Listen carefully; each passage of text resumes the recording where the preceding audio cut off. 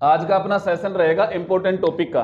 भले ही आप राजस्थान पुलिस की तैयारी कर रहे हो या कंप्यूटर अनुदेशक की तैयारी कर रहे हो, RS-CIT आप लोग सभी कर ही रहे हैं, तो आपका जिन जिन क्वेश्चंस में डाउट है और जो इंपॉर्टेंट आपकी वजह से भी है और हमारी वजह से भी है, उन टॉपिक्स के बारे में अपन चर्चा करने वाले हैं। तो टॉपिक बोलिए आप। ट्रांसलेटर। आपका टॉपिक है ट्रांसलेटर।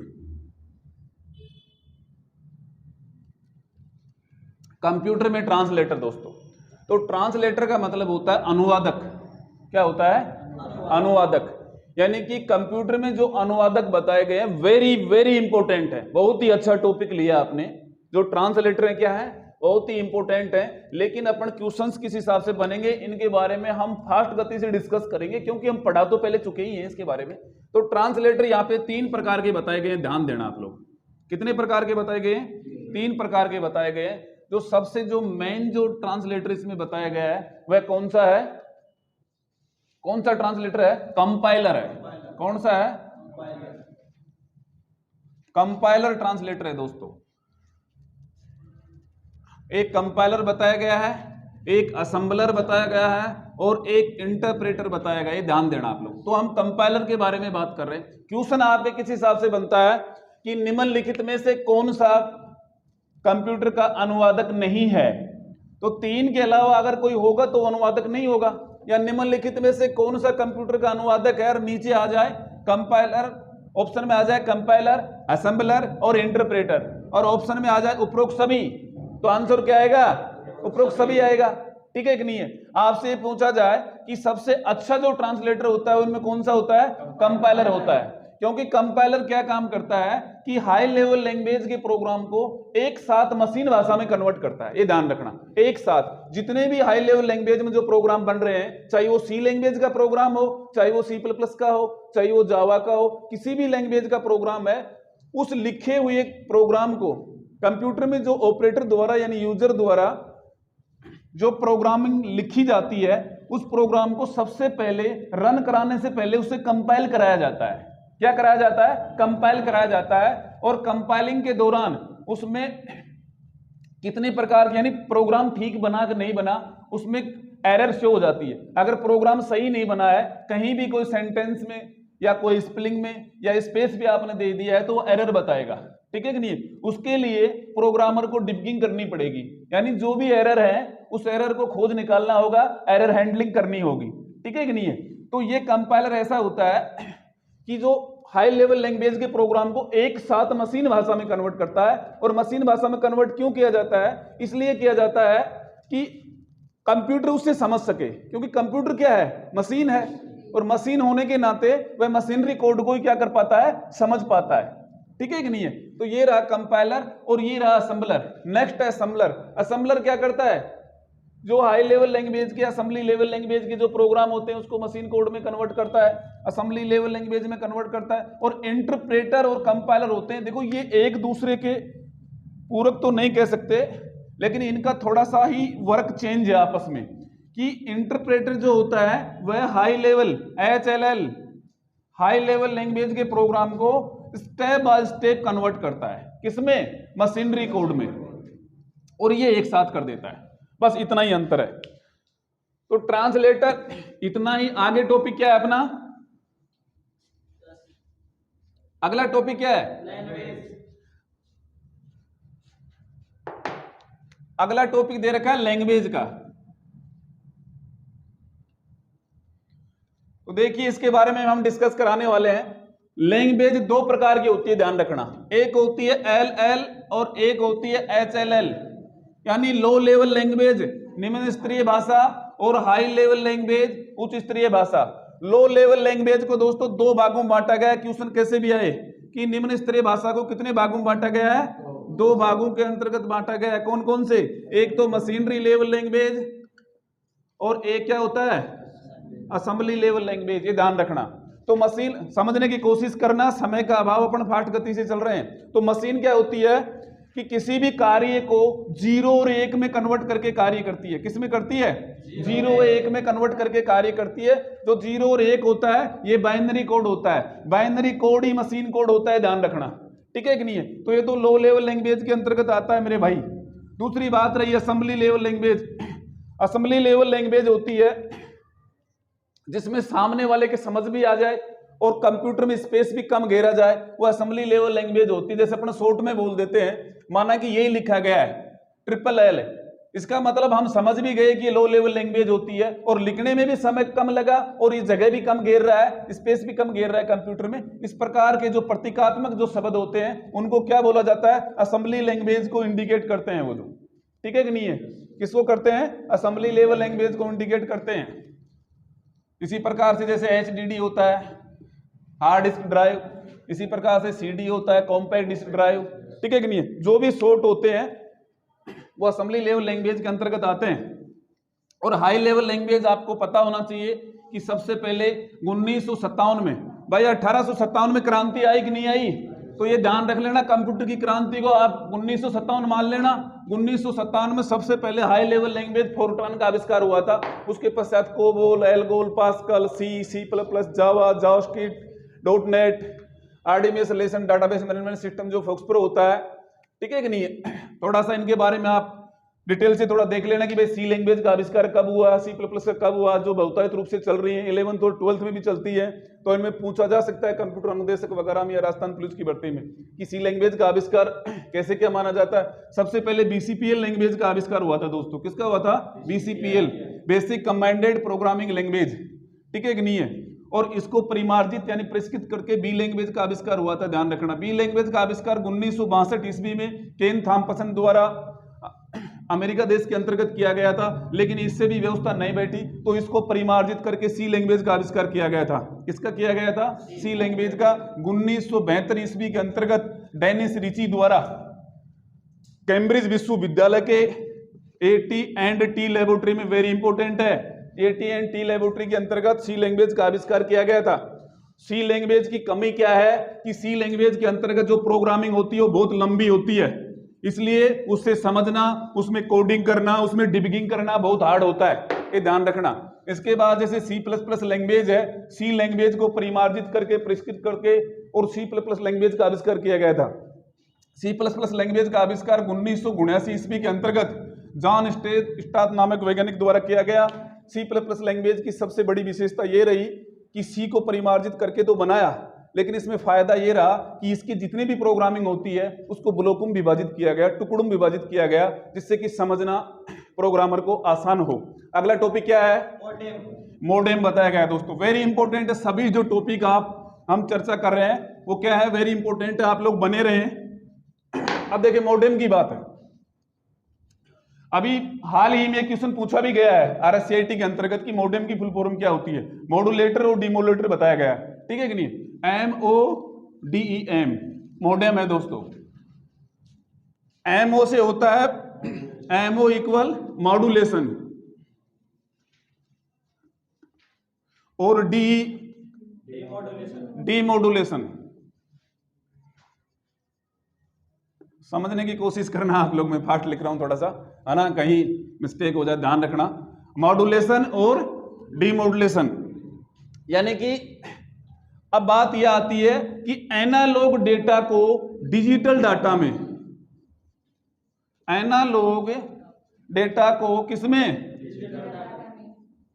डिजिटल डाटा में कन्वर्ट करना मोडेम कहलाता है, मॉड्यूलेशन कहलाता है, सॉरी।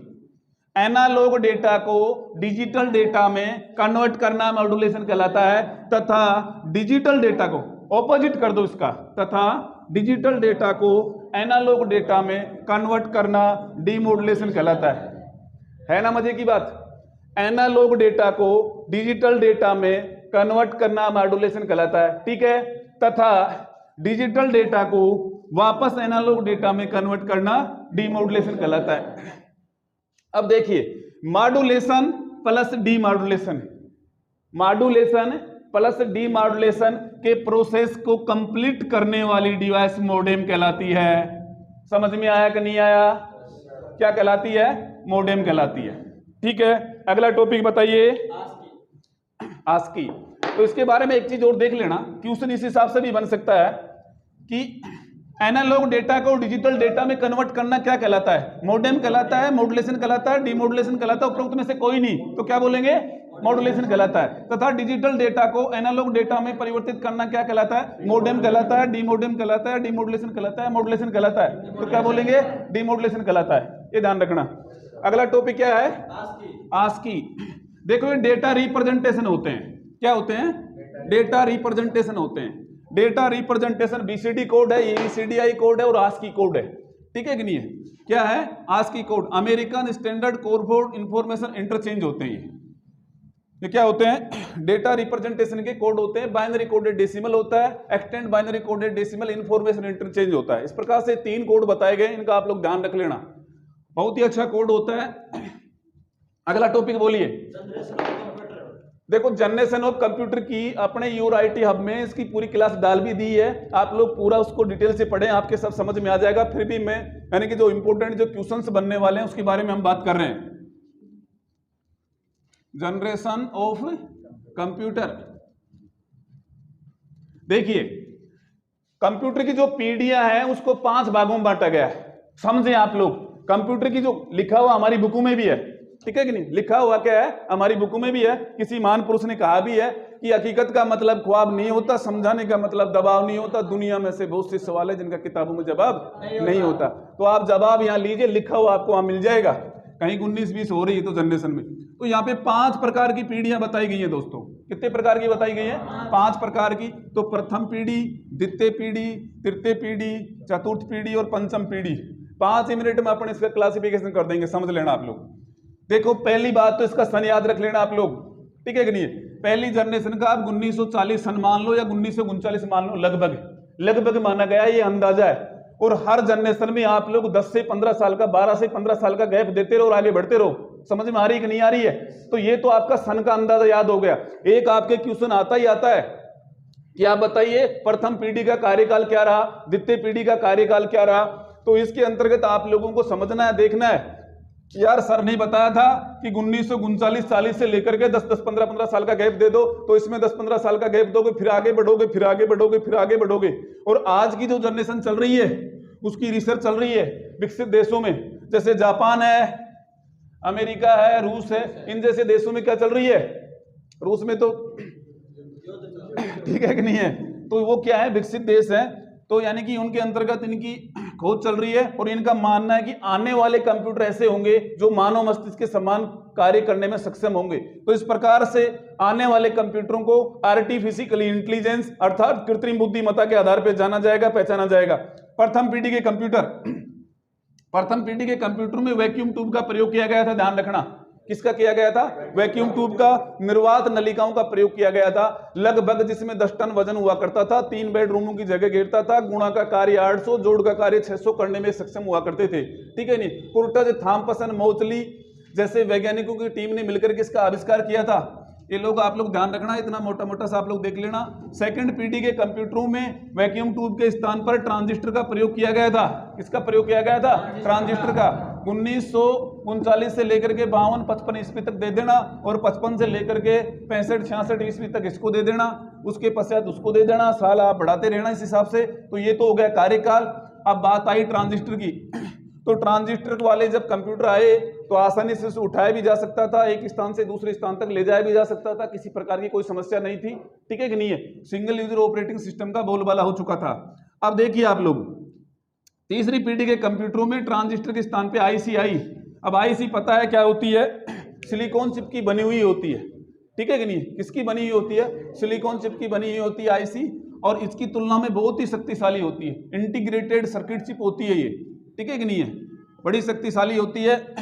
आगे आता है आईसी के पश्चात क्या आया? एलएसआई चिप आई और वीएलएसआई,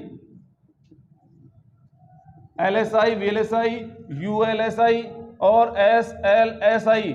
इनको आप फुल फॉर्म भी दोस्तों देख लेना, ठीक है कि नहीं? Large scale integrated circuit chip, very large scale integrated circuit chip, ultra large scale integrated circuit chip और super large scale integrated circuit chip. ये चौथी पीढ़ी के कंप्यूटरों में प्रयोग में ली जा रही है। लेकिन आपसे क्वेश्चन पूछा जाएगा कि अगर जो 5वीं पीढ़ी के कंप्यूटरों की जो रिसर्च की जा रही है उसके अंतर्गत किस तकनीकी का इस्तेमाल किया जा रहा है? अगर यहाँ पे यूएलएसआई आ जाए, एसएलएसआई आ जाए, ठीक है कि नहीं है, और ट्रांजिस्टर आ जाए और नीचे आ जाए उपरोक्त में से कोई नहीं, तो आपका आंसर यही होगा कि उपरोक्त में से कोई नहीं। लेकिन ध्यान रखना ये नहीं करना है, क्योंकि हमारी जो लेटेस्ट चिप है वो यही है, यूएलएसआई एसएलएसआई। तो इसी चिप के साथ ही तो हम 5वीं पीढ़ी के कंप्यूटरों का आविष्कार करेंगे मेरे भाई, ठीक है कि नहीं है। इसका मतलब इस प्रकार से भी क्वेश्चन थोड़ा सा घुमा के आ सकता है, ध्यान रखें। अगला टॉपिक बोलिए।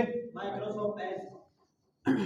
देखो ये भी एक बहुत अच्छी विशेषता है माइक्रोसॉफ्ट एज की, जैसा आप लोग बोल रहे हैं, ठीक है कि नहीं है।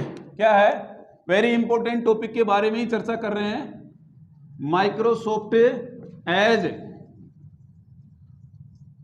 देखो भाई, स्टार्टिंग के अंतर्गत जो ऑपरेटिंग सिस्टम आया वो डोस आया, यूनिक्स आया, लाइनेक्स आया, Windows 98, 2000 ME, XP, Vista 2007, 2008 server, और 2010 जब विंडो ऑपरेटिंग सिस्टम कौन सा आया, विन 2010, विंडोज ऑपरेटिंग सिस्टम 2010 आया, ठीक है कि नहीं है।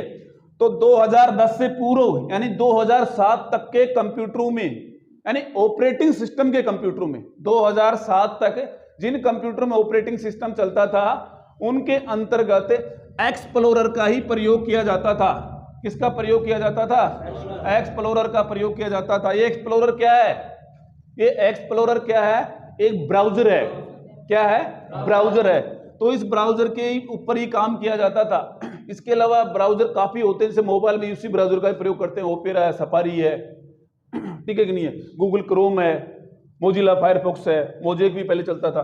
तो यानी कि ये तो अलग से हमारे को डाउनलोड करने पड़ते हैं, अलग से होते हैं, लेकिन विंडो के साथ जो फीचर्स आती है उसमें एक्सप्लोरर का ही बोलबाला था, इसका ही इस्तेमाल किया जाता था, ठीक है कि नहीं है।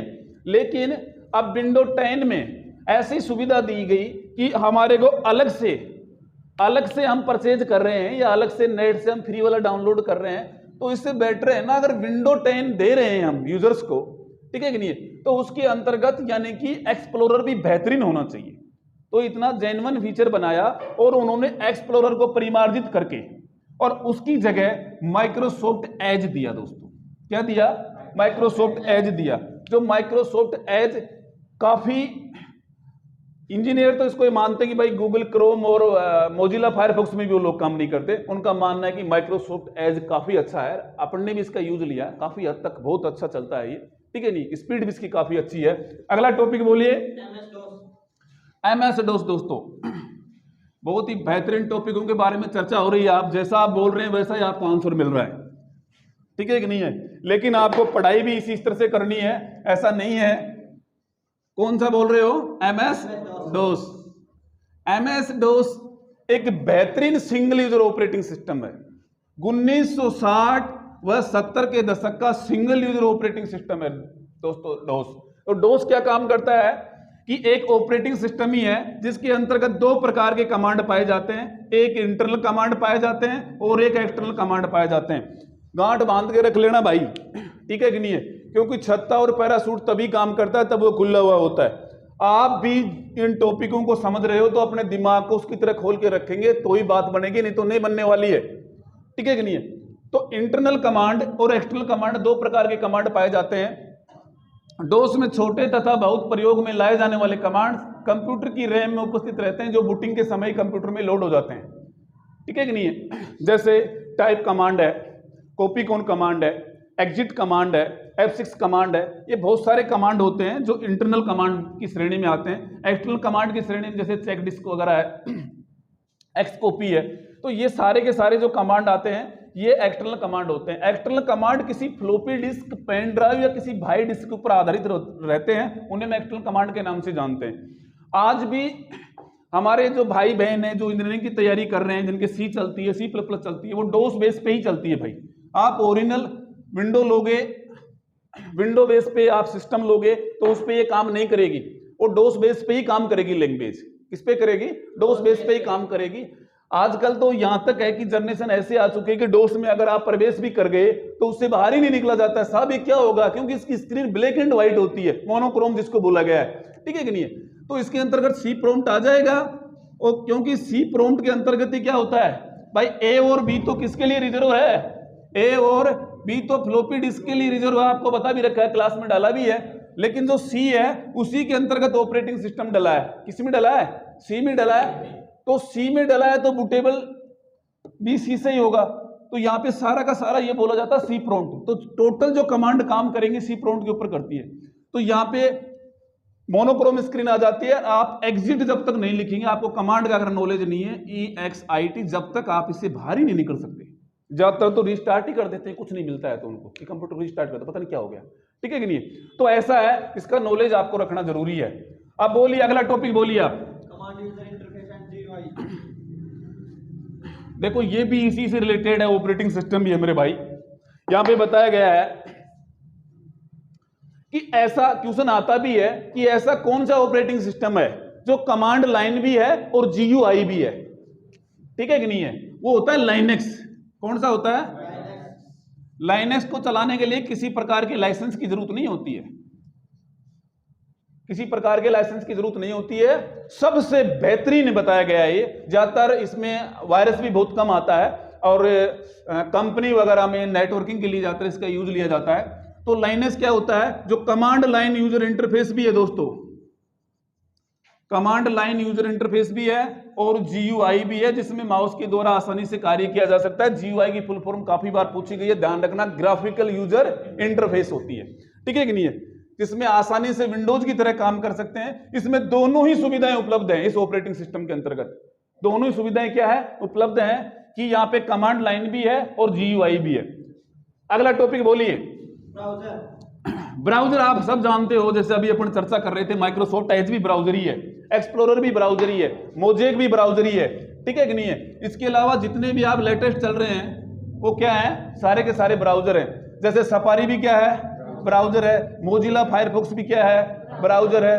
गूगल क्रोम भी क्या है? ब्राउजर है। मोजेक भी क्या है? ब्राउजर है। यूसी भी क्या है? ब्राउजर है। ओपेरा भी क्या है? ब्राउजर है। ये सारे के सारे क्या है? ब्राउजर हैं। आपसे क्वेश्चन ऐसा पूछा भी जा सकता है कि निम्नलिखित में से कौन सा ब्राउजर नहीं है, तो आपको ब्राउजर याद है जब तो कोई दिक्कत ही नहीं है, नहीं है तो आप लोग देखोगे तो देखने के लिए कुछ मिलने वाला नहीं है उस टाइम आपको, या कौन सा ब्राउजर है कौन सा ब्राउजर नहीं है, या ऐसा माइक्रोसॉफ्ट एज के बारे में तो बता ही दिया। अगला टॉपिक बोलिए आप। तो प्रिंटर की देखो क्लास मैंने चैनल पे डाल रखी है और बिल्कुल पूर्ण रूप से समझ में तो आप लोग वहीं समझ सकते हैं, फिर भी मैं थोड़ा सा इसका वर्णन करवा देता हूं। पहली बात तो ये समझना कि प्रिंटर क्या होते हैं। प्रिंटर्स क्या होते हैं? कंप्यूटर से प्राप्त सूचनाओं को मानवीय भाषा में प्रिंट करना प्रिंटर कहलाता है, ध्यान रखना। कंप्यूटर से प्राप्त सूचनाओं को मानवीय भाषा में प्रिंट करना क्या कहलाता है? प्रिंटर कहलाता है, ठीक है कि नहीं है। यहां पे प्रिंटर को दो भागों में बांटा गया है मेरे भाई। कितने भागों में बांटा गया है? इसके अलावा कुछ स्पेशल भी हैं वो भी बता देंगे। दो कौन कौन से होते हैं? एक कैरेक्टर प्रिंटर होता है और एक लाइन प्रिंटर होता है। लेकिन इंपॉर्टेंट भाग दो हैं, जिसमें इंपैक्ट प्रिंटर और non impact printer. Non impact printer के अंतर्गत दो ही प्रकार के होते हैं, एक लेजर प्रिंटर होता है, एक इंकजेट प्रिंटर होता है। जैसा कि नाम से ही पता है, स्याही वाले लेजर प्रिंटर होते हैं, सूखी स्याही से जिनका इस्तेमाल किया जाता है। कैरेक्टर प्रिंटर के भी दो भाग हैं और लाइन प्रिंटर के भी दो भाग हैं। कैरेक्टर प्रिंटर में एक DMP होता है, वेरी इंपॉर्टेंट है, डॉट मैट्रिक्स प्रिंटर, इसमें बिंदुओं के द्वारा छपाई होती है। वैसे कंप्यूटर में जो भी छपाई होती है, प्रिंटर जो भी छापता है उस छपाई को किस में मापा जाता है? DPI में, डॉट पर इंच में मापा जाता है। फुल फॉर्म भी पूछी जा सकती है। तो ये हो गया आपके DMP प्रिंटर और डेजी व्हील प्रिंटर, एक कैरेक्टर प्रिंटर में होंगे, और लाइन प्रिंटर के अंतर्गत ड्रम प्रिंटर और चैन प्रिंटर होंगे, और नॉन इंपैक्ट में लेजर इंकजेट आपको बता दिए गए हैं। इसके अलावा थर्मल प्रिंटर होते हैं और प्लोटोर प्रिंटर होते हैं। ग्राफिक्स को छापने के लिए सबसे महंगे प्रिंटर होते हैं, कौन से होते हैं? प्लोटोर कहलाते हैं दोस्तों। पेट्रोल पंप के ऊपर या ATM मशीन वगैरह में यूज लिए जाने वाले प्रिंटर भी महंगे प्रिंटर होते हैं, बिजनेसमैन उनका यूज लेते हैं, कंपनी में उनका यूज लिया जाता है। कौन से हैं? थर्मल प्रिंटर होते हैं, जो काफी हीट होकर के छपाई करते हैं दोस्तों। अगला टॉपिक बोलिए आप। तो है जी, करेक्टर रीडर, करेक्टर रिकॉग्नाइजेशन या रीडर, इसको तीन भागों में बांटा गया है। कितने भागों में बांटा गया है? तीन भागों में बांटा गया है। करेक्टर रीडर को एक OCR होता है, एक OMR होता है और एक MICR होता है। कौन सा होता है? MICR होता है। तो OMR होता है ऑप्टिकल करेक्टर रीडर, इसकी जब अपने इनपुट की क्लास अभी संपूर्ण नहीं हुई है, जब हो जाएगी, जब चैनल पे डाल दिया जाएगा, ऑप्टिकल कैरेक्टर रीडर, यानी कि एक बिंदु को सैकड़ों बिंदुओं में विभाजित करके और आपस में एक दूसरे ऑप्शन से कैलकुलेशन की जाती है, जो उससे सही मानक में सही होगा उसी को ट्रू मान लिया जाता है। ये इस पद्धति पे काम करता है होशियार, ध्यान रखना। ओएमआर क्या होता है, जैसे आज आप जितने भी काम कर रहे हो, जितने भी आप रिटर्न एग्जाम दे रहे हो, सारे के सारे ओएमआर के ऊपर होते हैं। ओएमआर एक ऐसी मशीन होती है जो प्रति मिनट में 200 से 250 ओएमआर यानी कि जांचने में कैपेसिटी होती है उसकी, और बहुविकल्पीय प्रश्न पत्रों की जांच करने के लिए इसका प्रयोग किया जाता है। वर्तमान युग में सबसे बहुतायत रूप से इसका प्रयोग लिया जा रहा है, वैसे तो सभी का लिया जा रहा है लेकिन बेस्ट इसका उपयोग लिया जा रहा है। बैंकिंग क्षेत्र के अंतर्गत राष्ट्रीय मुद्रा वगैरह को जांच करने के लिए, ठीक है कि नहीं है, क्वालिटी को मापने के लिए मैग्नेटिक इंक करेक्टर रीडर होता है, रिकॉग्नाइजेशन होता है, इसका प्रयोग लिया जा रहा है। ये होते हैं करेक्टर रीडर, इनपुट डिवाइस होती है। ये क्या होती है? इनपुट डिवाइस होती है। इसके अलावा अगला टॉपिक बोलिए क्या है?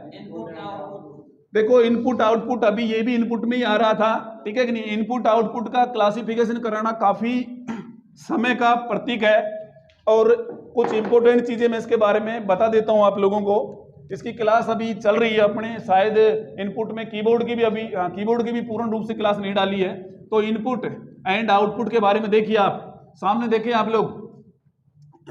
इनपुट का मतलब होता है कंप्यूटर के ऐसे उपकरण जिनके माध्यम से यूजर कंप्यूटर को आदेश देता है, कमांड देता है, वे सभी उपकरण क्या कहलाते हैं? इनपुट कहलाते हैं। जैसे कीबोर्ड है, करेक्टर रीडर सारे आएंगे जो अभी बताए, ओएमआर, ओसीआर और एमएससीआर, ठीक है कि नहीं। इसके अलावा जोस्टिक्स है, माउस है, ये सारे के सारे जितने भी उपकरण है इस किस में आते हैं? इनपुट के अंतर्गत आते हैं। अब प्रत्येक इनपुट उपकरण का हमारे को वर्णन कराना जरूरी है, इसके बारे में हम वर्णन कराएंगे, ठीक है कि नहीं है। कीबोर्ड में थोड़ा सा देख लेना, कीबोर्ड का आविष्कार कब हुआ है, सबसे इंपॉर्टेंट डिवाइस है। माउस भी क्या है? जीयूआई है, जीयूआई पे चलता है, ग्राफिकल यूजर इंटरफेस। तो माउस के बारे में भी आप लोग देख लेना, वैसे मैंने बता भी रखा है क्लास में, बीच बीच में ऐसे जो क्वेश्चंस आते हैं मैं उसके बारे में बताता भी रहता हूं कि माउस का आविष्कार 1972 ईस्वी में, 70 ईस्वी में, 70-72 ईस्वी में डगलस एंजल ब्रट के द्वारा कर दिया गया था, ठीक है कि नहीं है। डगलस एंजल ब्रट के द्वारा कर दिया गया था। माउस दो प्रकार के होते हैं, एक मशीनोटोस माउस होता है और एक ऑप्टिकल माउस होता है। मशीनोटोस माउस को हम नॉर्मल माउस के नाम से भी जानते हैं, जिनमें पहले गेंद लगी हुई रहती थी। आजकल तो क्या लाइट के द्वारा इंडिकेटर जो लगे हुए होते हैं उसके द्वारा माउस पॉइंटर रोटेट करता है, ठीक है कि नहीं है। तो माउस के अग्र भाग में 2 पुश बटन होते हैं, गेमिंग माउस में ज्यादा भी होते हैं पुश बटन, ठीक है कि नहीं है। 2-2, 4-4, 6-6, 5-5, 8-8, आपको उदाहरण भी दिखाया था, माउस यहाँ पे रखा हुआ है। तो इस चीज का आप लोग ध्यान रखें। और पोर्ट के आधार पे मैं बात करूं, चाहे वो कीबोर्ड हो चाहे वो माउस हो, पोर्ट में सबसे पहले जो पोर्ट चलता था वो सीरियल पोर्ट चलता था भाई। प्रारंभ में चलने वाला पोर्ट कौन सा कहलाया? सीरियल कहलाया। ऑप्शन दिया जा सकता है serial port, page two port, USB port, wireless port. तो वायरलेस ही होता है, पोर्ट होता ही नहीं है। लेकिन सामने वाले ने क्वेश्चन को घुमा दिया है, कैसा भी क्वेश्चन दिया जा सकता है। अभी पिछले दिनों ग्राम विकास अधिकारी का पेपर हुआ था, जिसमें कंप्यूटर क्वेश्चन देखे, जब आपको पता चलेगा लेवल क्या होता है। तो यहाँ पे इस हिसाब से इस चीज का आप लोग ध्यान रखें। इनपुट और आउटपुट डिवाइसेज में ये रहा।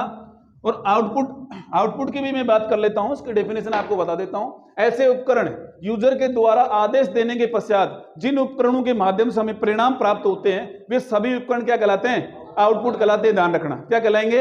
आउटपुट कहलाएंगे। अब लेकिन क्वेश्चन आउटपुट में जैसे प्रोजेक्टर है, मॉनिटर है, पहले मॉनिटर चलते थे, सीआरटी कैथोड रे ट्यूब का पूरा नाम होता है। सीआरटी के बाद एलसीडी आई, लिक्विड क्रिस्टल डिस्प्ले, एलईडी आई, लाइट एमिटिंग डायोड, ठीक है कि नहीं है। प्रिंटर अभी आपको बताया ही था कि 2 प्रकार के होते हैं, ये भी आउटपुट में आते हैं। स्पीकर, जिसमें नॉर्मल स्पीकर और वूफर स्पीकर आते हैं, इसके बारे में भी आपको बता ही दिया है। इसके अलावा यह भी बात आती है, अभी मेरे सामने क्वेश्चन आया भी था ऑफिस में बंदा कि जरा आप ये बताइए कि ऐसे कौन से उपकरण होते हैं जो इनपुट का भी काम करते हैं, जो आउटपुट का भी काम करते हैं। माना कि ये कैमरा लगा हुआ है, तो कैमरे में जो कैचिंग हो रही है वहां ऑफिस में स्क्रीन के ऊपर दिखाई दे रहा है, सब पढ़ रहा है। तो ये क्या कर रहा है? इनपुट भी ले रहा है, वहां आउटपुट भी दिखा रहा है। पिछले दिनों ही हाल ही में टीचर के में पूछा भी गया था एक क्वेश्चन, जो 4 क्वेश्चन कंप्यूटर के आए थे, उसमें ये भी पूछा गया था कि सीसीटीवी कैमरे की फुल फॉर्म क्या होती है, ठीक है कि नहीं। सीसीटीवी कैमरे की फुल फॉर्म क्या होती है? हम बैठते भी हैं, देखते भी हैं, सारी चीजें, लेकिन हम उसको प्रॉपर उसको फॉलो नहीं करते, तो देखो रिजल्ट यही होंगे। तो इस हिसाब से ध्यान रखना। जैसे आपने पेन ड्राइव लगा दी, तो पेन ड्राइव स्टोरेज मास्क तो है, लेकिन आपने उसमें डाटा जो है उसके अंतर्गत फीड है, आपने उसमें दिया, इनपुट दिया, स्क्रीन पे आउटपुट दिखा, तो इनपुट आउटपुट का काम कर रहा है। माइक्रोफोन है, इनपुट आउटपुट का काम कर रहा है। कैमरा है, इनपुट आउटपुट का काम कर रहा है। मॉडेम जो अभी आपको बताया क्लास में, वो इनपुट आउटपुट का काम कर रहा है। इस प्रकार से बहुत सारी ऐसी डिवाइसेज हैं जो इनपुट का भी काम करती है, आउटपुट का भी काम करती हैं। ठीक है कि नहीं है? मेरे पास यहाँ मोबाइल नहीं है, आप लोग मोबाइल में देखते रहते हो टच स्क्रीन, यानी दिखाई भी दे रहा है और आप उसमें निर्देश भी देते रहते हो। एक तो कीपैड वाला है ना, मेरे पास तो कीपैड वाला है। तो क्या है कि इसमें आप लोग निर्देश दे रहे हैं तो सारा का सारा क्या जा रहा है, इनपुट भी जा रहा है और आउटपुट भी आपको दिखाई दे रहा है। इस प्रकार से ये हो गया इनपुट और आउटपुट। इसके बारे में विस्तार से समझा दिया जाएगा आपको। अगला टॉपिक बोलिए आप तो। देखो, रैम कंप्यूटर की सबसे मोस्ट इंपोर्टेंट डिवाइस होती है। वैसे तो प्रोसेसर भी मोस्ट होता है, हार्ड डिस्क भी मोस्ट होती है। ठीक है कि नहीं है? ये मदरबोर्ड के ऊपर लगी हुई रहती है, इसको मेन बोर्ड बोलते हैं। सीपीयू में सबसे जो मेन होता है वो मेन बोर्ड ही होता है, मानो आप। मेन बोर्ड के ऊपर सीमास बैटरी होती है, मेन बोर्ड के ऊपर ही रैम होती है, मेन बोर्ड के ऊपर ही रोम होती है, मेन बोर्ड के ऊपर ही आपकी हार्ड डिस्क अटैच होके लगती है। यानी सारा का सारा मेन बोर्ड से ही होता है, जिसका नाम मेन है तो उसी से लगा हुआ रहता है। ये सीपीयू के अंतर्गत लगी हुई रहती है वास्तविक रूप से। अब मदरबोर्ड के अंतर्गत जो रैम लगा दी जाती है। अब रैम देखिए आप लोग, इसके बारे में भी देखो क्लास आपको बना दी जाएगी, डाल दी जाएगी। तो रैम है इंपोर्टेंट, ये वोलेटाइल मेमोरी होती है दोस्तों। कौन सी होती है? वोलेटाइल। इसको अस्थायी मेमोरी बोला गया है। और रैम मेमोरी दो प्रकार की होती है, ध्यान रखना। एक एस रैम होती है स्टैटिक रैम, और एक डी रैम होती है डायनेमिक रैम। रैम के अंतर्गत जब तक कंप्यूटर सिस्टम चलता रहता है तब तक इसमें सूचनाएं जीवित रहती हैं। कंप्यूटर सिस्टम को आप बंद कर देते हो या शटडाउन कर देते हो, जैसा भी आप करते हो, उसी टाइम इसकी सूचनाएं विसरित हो जाती हैं, खत्म हो जाती हैं। ठीक है कि नहीं है? ये प्राइमरी मेमोरी होती है। लेकिन प्राइमरी मेमोरी का एक भाग और है मेरे भाई, उसको बोला गया रोम। ये स्थायी होती है। क्या बोला गया? रोम बोला गया है। बाहर रोड के ऊपर जो गाड़ियां चल रही है उसमें पाँव पाँव टी टी की आवाज आ रही है, ये रोम मेमोरी होती है, जिसमें फिक्स होती है, उसको चेंज नहीं किया जा सकता। इसके भी 3 संस्करण बताएं, जैसे इसके 2 बताए गए। इसमें एक प्रोम होता है, एक ई प्रोम होता है, एक डबल ई प्रोम होता है। ध्यान रखना, programmable read only memory, erasable programmable read only memory और electronic erasable programmable read only memory. इसके 3 संस्करण होते हैं, ध्यान रखना। इसके अलावा मेमोरी तो काफी लंबी है, वैसे हार्ड डिस्क का क्लासिफिकेशन डाल भी दिया गया है। बहुत अच्छी मेमोरी है, क्वेश्चन पूछा जा सकता है इस पे। ठीक है कि नहीं है? आगे टॉपिक बोलिए। Super computer. देखो, सुपर कंप्यूटर के बारे में बता भी दिया है वैसे इंट्रोडक्शन में, जब अपन ने कंप्यूटर बताया था। सुपर कंप्यूटर की मैं बात करूं तो अमेरिका और चीन ही रहे हैं। ठीक है कि नहीं? अमेरिका और चीन ही रहे हैं सुपर कंप्यूटर में। पहले अमेरिका का था, उसके बाद चीन का आया सनवे ताइयुलाइट, जिसकी 93 पेटाफ्लॉप की स्पीड से काम करने में सक्षम था। लेकिन चीन के बाद सर्वप्रथम अगर बाजी मारी है तो जापान ने मारी है। जापान का फुगाकू है, जिसको 415.5 की स्पीड से काम करने में, यानी पेटाफ्लॉप की स्पीड से काम करने में सक्षम होते हैं। और सुपर कंप्यूटर की श्रेणी में हम उन कंप्यूटरों को रखते हैं जो कम से कम 500 मेगाफ्लॉप की स्पीड से अधिक काम करने में सक्षम हो, उन्हें सुपर कंप्यूटर के नाम से जानते हैं। अगर हम बात करें हमारे भारतवर्ष की, तो भारतवर्ष के अंतर्गत सर्वप्रथम जो सुपर कंप्यूटर आया वह 1991 ईस्वी के अंतर्गत आया था। सीडेक संस्था के द्वारा इसको डेवलप किया गया था। ठीक है कि नहीं है? अब बात आती है कि भारत का सर्वप्रथम जो सुपर कंप्यूटर आया वो परम था। परम 8000 था मॉडल की। अगर मैं बात करूं तो आज का आपको लेटेस्ट बता ही दिया गया है। जितने भी बॉर्डर के ऊपर रडार लगे हुए हैं, जो इन्फॉर्मेशन जांच करने के लिए, वैज्ञानिक कैलकुलेशन करने के लिए, मौसम विभाग की जानकारी के लिए, किसी भी प्रकार के फास्ट प्रिसिशन के लिए अगर काम में लिए जा रहे हैं तो सुपर कंप्यूटर लिए जा रहे हैं। ये ध्यान रखना, दुनिया के सबसे बेहतरीन और महंगे कंप्यूटर भी कौन से होते हैं? सुपर कंप्यूटर होते हैं। अगला टॉपिक बोलिए आप। Number system. देखो, नंबर सिस्टम को मैथमेटिकल में आता है, इसको डिटेल से आप लोगों को समझाना पड़ेगा। वैसे मैं आपको बता देता हूं कि यहाँ पे नंबर सिस्टम किस हिसाब से होता है। एक तो होता है बाइनरी। नंबर सिस्टम कौन सा होता है? बाइनरी। ठीक है कि नहीं है? क्या होता है? बाइनरी होता है। तो बाइनरी का जो बेस होता है मेरे भाई 2 होता है। क्या होता है? 2 होता है। अब देखो, जैसे आपको 9 का बाइनरी निकालना है, ठीक है कि नहीं है? क्या निकालना है? आपसे पूछा जाएगा, ऐसे आ जाता है कि भाई ये ऐसा लिखा हुआ आ जाता है, इसका मतलब होता है कि इसका बाइनरी कोड क्या होगा, इसका बाइनरी कोड क्या होगा। तो यहाँ पे आप इसको डिवाइड करो, 2 चौक 8, 1 बच गया है ना, 2 एकम 2, 2 दूना 4, तो यहाँ 0 बच गया, 2 एकम, यहाँ 0 बच गया, यहाँ 1 आया। हमेशा इसको नीचे से लिखा जाता है दोस्तों, कई बार आप ऊपर से लिखें, बाकी इस पे फर्क नहीं पड़ने वाला। 1001 है तो इसको नीचे से लिखो चाहे ऊपर से लिखो, लेकिन और संख्या आएगी तो उसमें दिक्कत आ जाएगी, इसलिए इसको नीचे से लिखा जाएगा। तो ऑप्शन में आएगा 1001। अब आपके सामने क्वेश्चन आ जाए कि 9 का बाइनरी कोड क्या होगा, 9 का बाइनरी कोड क्या होगा, यहाँ पे आपको दे दिया जाए 1110 और एक दे दिया जाए 0011 और एक आपको दे दिया जाए 1001 और नीचे दे दिया जाए उपरोक्त में से कोई नहीं, तो आंसर क्या आएगा 1। ठीक है कि नहीं है? इस हिसाब से क्या हो गया, बाइनरी कोड हो गया। और बाइनरी कोड का जो बेस होता है वो कितना होता है, 2 होता है। ये आप लोग ध्यान रखना, ये नंबर सिस्टम बताया गया। एक बताया गया है दोस्तों ऑक्टल। क्या बताया गया है, बाइनरी के बाद आता है ऑक्टल। तो ऑक्टल का जो बेस होता है वो 8 होता है। कितना होता है, 8 होता है। 0 से लेकर के 0 to 7 तक की सीरीज इसके अंतर्गत आती है, पूछा जा सकता है। मशीनरी कोड में यानी बाइनरी कोड में क्या आएगा, बेस 2 आएगा और संख्याएं क्या आएंगी, 0 और 1 आएंगी।